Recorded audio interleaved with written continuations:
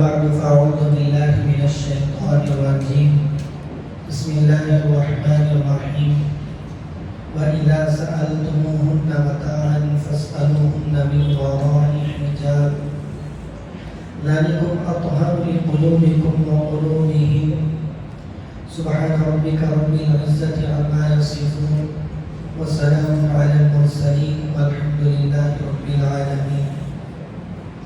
معزز سامعین کرام، سورہ احزاب کی آیت کا جو ٹکڑا میں نے آپ کے سامنے پڑھا ہے، اس کے اندر اللہ تعالیٰ نے ایمان والی عورتوں کو بلکہ خصوصی طور پر ازواج مطہرات کا تذکرہ کیا اور ایمان والوں سے اللہ نے فرمایا کہ اگر تمہیں غیر عورتوں سے جو آپ کی بیویاں نہ ہوں کوئی چیز لینے دینے کی ضرورت پڑے تو تم پردے کے پیچھے سے پوچھ لیا کرو، معلوم کر لیا کرو. ذالکم اطہر لقلوبکم وقلوبہم، اللہ نے یہ حکم اس لیے دیا ہے تاکہ تمہارا دل اور ان کا دل شیطانی وساوس سے پاک رہ سکے. دیکھیے، اللہ کے نبی صلی اللہ علیہ وسلم کے آنے سے پہلے زمانے جاہلیت میں عورتیں مردوں کے ساتھ میل جول ان کے آمنے سامنے آیا کرتی تھی. سر کو کھلا رکھ کے، سینے کو کھلا رکھ کر بے محابہ مردوں کے سامنے چلنا پھرنا عورتوں کا ہوا کرتا تھا. کوئی عار اور شرم کی بات عورتیں محسوس نہیں کیا کرتی. اسلام جیسا مقدس مذہب جب آیا تو اسلام یہ بے حیائی کو کب اور کیسے برداشت کر سکتا تھا؟ اسلام نے دھیرے دھیرے لوگوں کی طبیعتوں کا لحاظ رکھتے ہوئے، رعایت کرتے ہوئے پردے کے احکامات بھی اللہ نے نازل فرمائے. ڈائریکٹ اللہ نے جو خطاب فرمایا وہ امہات المؤمنین ازواج مطہرات سے فرمایا. یا نساء النبی لستن کأحد من النساء ان اتقیتن فلا تخضعن بالقول فیطمع الذی فی قلبہ مرض وقلن قولا معروفا.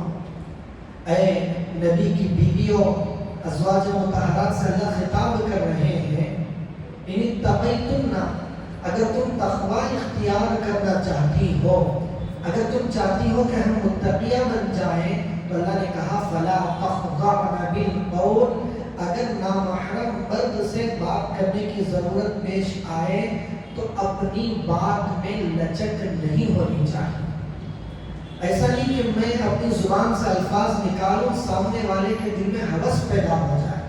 اس لیے فقہا نے لکھا ہے کہ عورت کو اگر غیر مرد سے مجبوراً بات کرنے کی ضرورت پیش آئے، فون پر ہو یا پردے کے پیچھے سے، تو کڑک سخت آواز سے بات کرنی چاہیے، کیونکہ اللہ نے حکم دیا فلا تخضعن بالقول، اپنی بات میں گفتگو میں نرمی اختیار نہ کرو.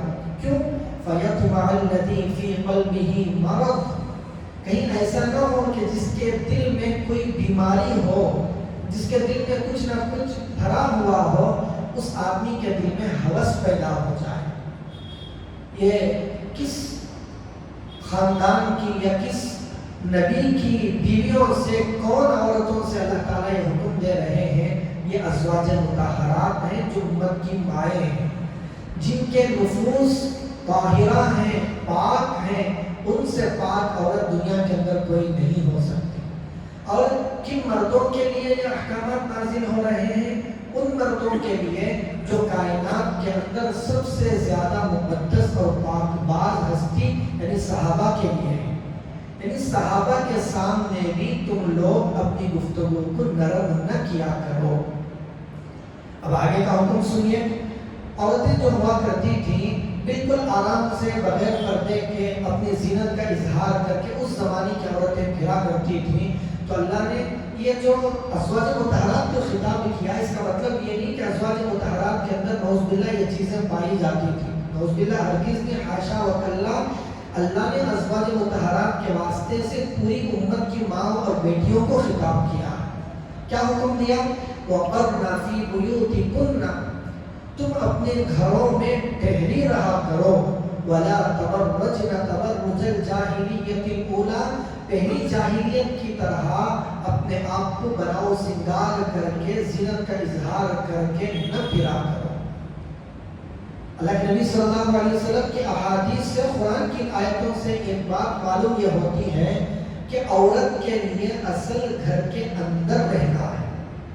ایک مرتبہ اللہ کے نبی صلی اللہ علیہ وسلم نے فرمایا، عورت جب اپنے گھر کے انتہائی درمیان میں ہوتی ہے، یعنی گھر کے اندر بھی ایسی جگہ جہاں پر کوئی دیکھ ہی نہیں سکے، بالکل چھپی ہوئی ہوتی ہے، تو وہ عورت اللہ کے زیادہ قریب ہوتی ہے۔ یہ اللہ کے نبی صلی اللہ علیہ وسلم کا قول ہے۔ ایک مرتبہ آپ نے ارشاد فرمایا، ایک عورت ایک چھپی رہنے والی چیز ہے، اس کو چاہیے کہ وہ گھر میں بند رہا کرے۔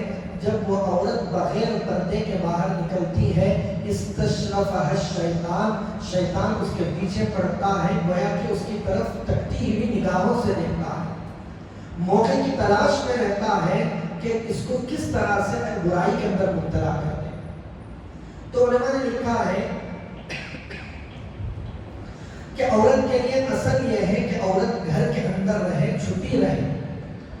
اگر ضرورت کی خاطر مجبوراً اس کو باہر نکلنا پڑے تو پھر تب جا کر پردے کے احکامات ہیں۔ ایسا نہیں کہ پردے کے احکامات ہیں، چلو پردے میں کہیں بھی جا سکتے ہیں، کہیں بھی نکل سکتے ہیں۔ اصل حکم یہ ہے کہ عورت کا چلنا پھرنا، جو بھی اس کے حرکات و سکنات ہیں، ان کا بھی اظہار نہیں ہونا چاہیے۔ بالکل ان کی جگہ الگ ہونی چاہیے کہ وہ کہاں بیٹھتی ہیں، اٹھتی ہیں، رہتی سوتی، ان کی جگہ الگ، مردوں کا رہنا سہنا الگ، بالکل الگ رہنا چاہیے۔ ہاں ضرورت پڑے تو پھر پردے کے ساتھ باہر آ سکتی ہیں۔ تو آج کل کیا ہوتا ہے کہ عورت کا پردے کے اندر رہنا ایک عیب سمجھا جاتا ہے۔ بے دین لوگ تو الگ ہیں، دیندار لوگ بھی اس کو عیب سمجھتے ہیں، بالکل عیب کی بات سمجھتے ہیں کہ عورت کو پردے کے اندر رکھا جائے۔ اور جو لوگ اپنے آپ کو تھوڑے بہت پردے کے پابند سمجھتے ہیں، وہ برقعے کے اندر، اللہ حفاظت فرمائے، برقعے کی حالت تو بالکل خراب رہتی ہے، برقعے کے ساتھ بھی بالکل بلا ضرورت کے بازاروں میں گھومنا پھرنا ذرہ برابر بھی آج ہمارے معاشرے میں عیب نہیں سمجھا جاتا۔ یہی تو اللہ کے نبی نے فرمایا، عورت جب باہر نکلتی ہے، استشرفها الشیطان، شیطان اس کے پیچھے پڑ جاتا ہے، موقع کی تلاش میں رہتا ہے۔ تو اس لیے چاہیے کہ بغیر ضرورت کے عورتوں کو گھر سے باہر نہ نکلا جائے، گھر کے اندر رہنا عورتوں کے لیے افضل ہے۔ یہ جو پردے کے احکامات ہیں، یہ اسلام کا کوئی نیا حکم نہیں ہے۔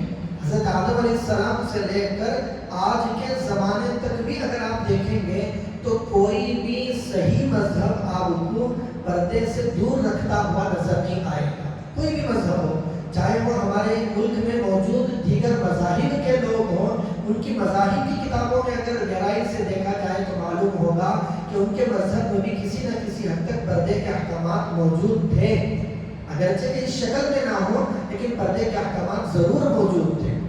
ویسے مذہب کی بات نہیں کر رہا، کوئی بھی آدمی اپنے آپ کو شریف سمجھتا ہو، اپنے آپ کو سلجھا ہوا اچھا سمجھتا ہو، وہ آدمی اپنی عورتوں کو بغیر پردے کے باہر نکالنا ایک عیب اور شرم اور بے غیرتی کی بات سمجھا کرتا تھا۔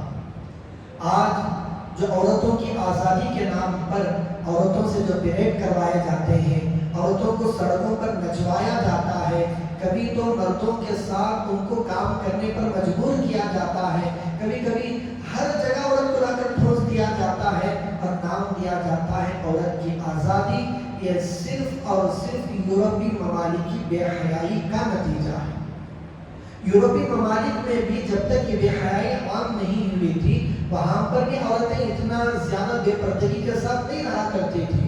انہوں نے مستقل محنت کر کے، کوشش کر کے عورتوں کو بے پردہ کر کے باہر نکالا ہے، اور اس کو ہم لوگوں نے اتنا تہہ دل سے قبول کیا کہ ہم بھی فخر سمجھتے ہیں کہ ہماری ماں، بہن، بیٹی بھی اگر ماڈرن طریقے سے گھر کے باہر نکلتی ہے یا ماڈرن طریقے کے کپڑے گھر کے اندر ہی صحیح اگر پہنتی ہے تو ہم سمجھتے ہیں کہ چلو ہمارے گھر میں بھی ترقی کا ماحول ہے۔